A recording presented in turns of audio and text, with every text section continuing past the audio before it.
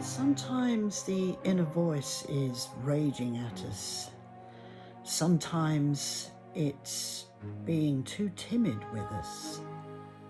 Sometimes it's telling us we're the best thing since sliced bread. Other times it tells us we're absolutely no good at all and it's not worth trying to do anything because, well, who wants to listen to you? You might as well just give up. The inner voice takes many forms. Did it exist in earlier times? Did our ancestors have an inner voice yapping at them? Of course, the inner voice takes different forms in the sense that it is sometimes a voice, it is sometimes a sensation, it is sometimes just a fleeting notion, telling us something that we can hardly grab hold of, and yet it can rule our lives. How do we still that inner voice and make it work for us in a very, very constructive way? It's possible to do. And it's possible to do it as our ancestors might well have done it a long, long time ago.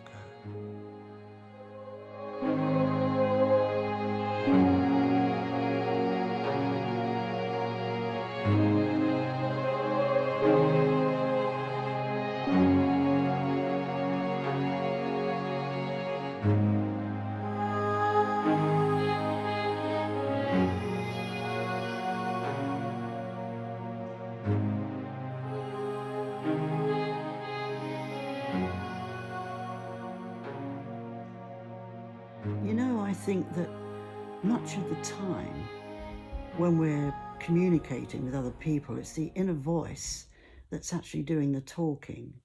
We're sort of locked in our inner worlds, probably because of past influences, parental, school. Anyone who's in authority has conditioned us to communicate and behave in a specific way. So a lot of the time it's this something that we've developed, a way of being that we've developed inside that is actually doing the communicating with other people. The inner voice is taking control. And although this could be an advantageous thing, it's not really when we're dealing with a situation and we end up not seeing that situation entirely as it is. We're behaving disproportionate to what the situation requires. So my conclusion in all this is that we don't have to say, well, I don't want an inner voice anymore. We can't do that anyway because we live with ourselves. But what we can do is almost reprogram our inner voice, recondition it to behave in a way that helps the situations that we have to manage in life, rather than going off on a tangent and doing its own thing. We're all pressed to do something about this because everybody is talking from sort of deep inside a lot of the time, and we expect other people to join us in this when they can't, because their own inner worlds are activated, caused by the influences they've had in their own pasts.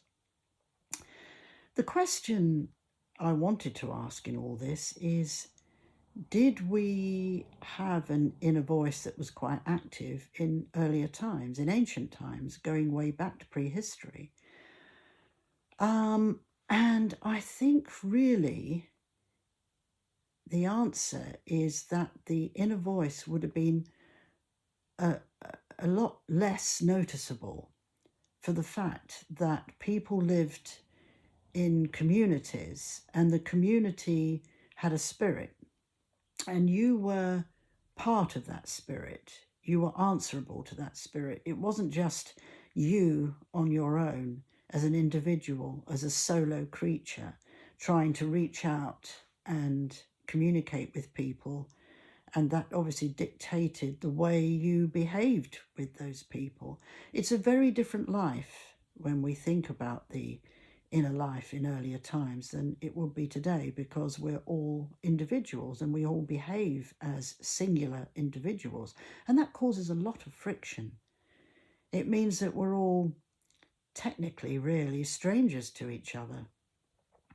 So giving ourselves the opportunity to still that inner voice, so that maybe we can try to bring it in line with a way of understanding life in the way our ancestors did, means that we could possibly reprogram it and have it behave in a way that is far more in line with the way they would have operated or functioned. So how do we still the inner voice? How do we stop it from going on at us? How do we stop these fleeting notions flying through our minds that say, you can't do this, or yes, you can do this, even though you can't? We've got to look at a situation that we have in life that we usually meet and try, if we can, to work out what an ancestor would do if they were meeting it. If they didn't have that voice that's been conditioned in the way you have, if it wasn't there, if it was non-existent, shall we say, then you might be able to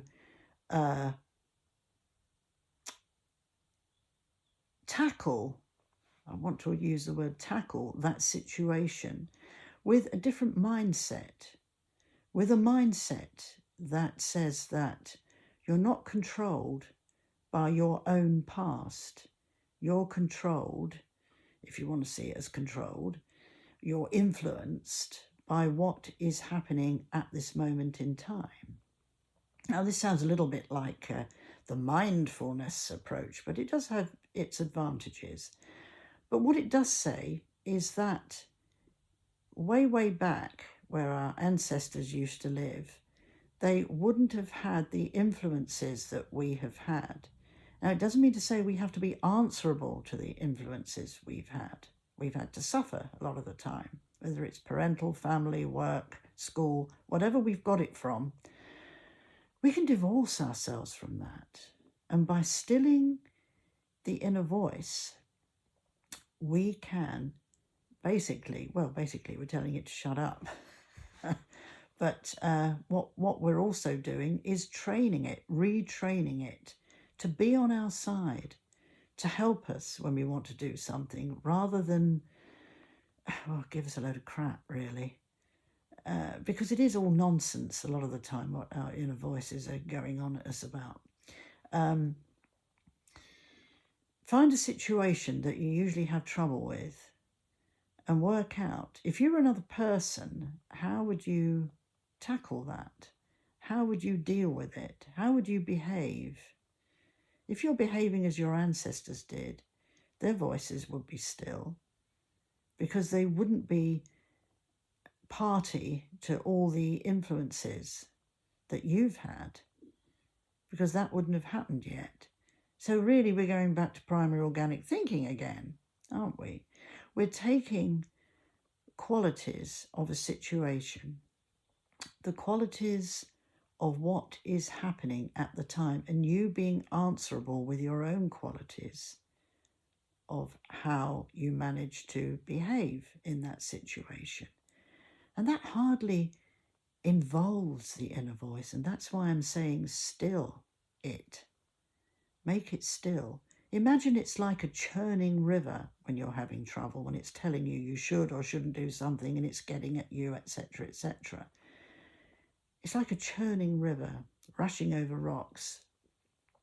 And when it's still, it's like a beautiful, clear lake. Just imagine that for a moment. A beautiful, clear lake that you're looking at with the sun sparkling on it. It's not doing anything. It's doing nothing at all. And really, when you think of that situation, it gives you a nice feeling. And if a situation comes along and you can remain still in that inner voice, then you're going to have the power to deal with that situation as it is. And I guarantee you will come to better conclusions. You will see it better. You will work through it better if you can still that inner voice and see it like a calm, still lake. Don't let the inner voice take over. Don't let it go on at you. That's how your ancestors would want to see it. And going back to the question, do I believe the ancestors, all our ancestors, did they have an inner voice? Yes, I think they did.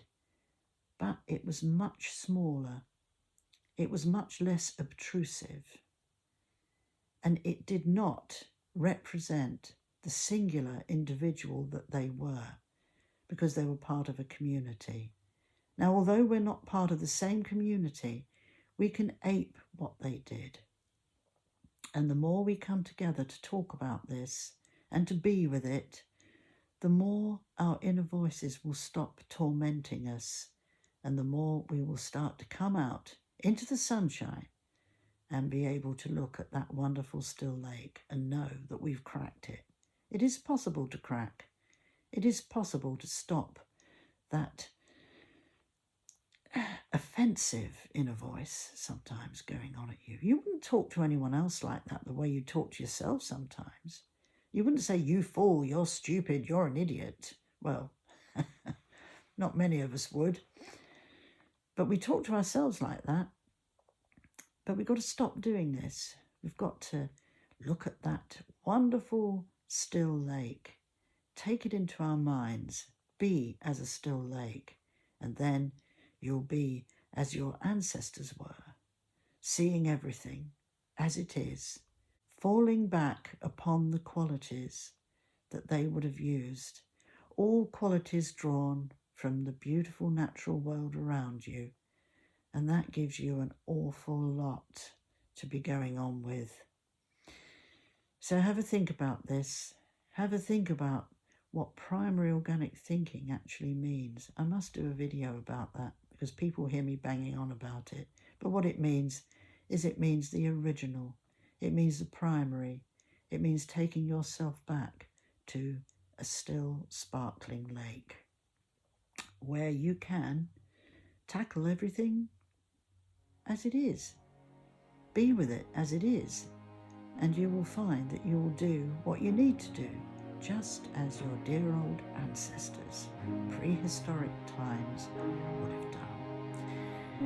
Give some thought to this. It's worth thinking about because you've got an inner voice all the time. So try to get it to work for you. Have a go. It's worth it. Thanks for listening.